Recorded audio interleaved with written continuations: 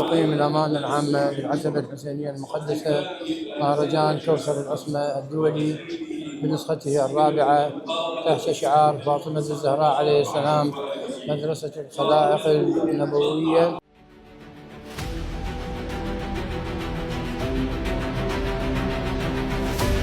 تم افتتاح المعرض الفني الخاص بمهرجان كوثر العصمة الثقافي الدولي بنسخته الرابعة، وضم هذا المعرض مجموعة من الأعمال الفنية والثقافية والعلمية بمختلف تخصصاتها، فمنها المعرض الخاص بجناح الخط، ومنها معرض جناح الرسم والأشغال اليدوية، وكذلك جناح المكتبة التخصصية المختصة في جميع ما صدر من المؤلفين عن السيدة فاطمة الزهراء من حيث السيرة والنهج والأخلاق وبقية الدراسات. وهنالك أيضا جناح خاص بالطفولة.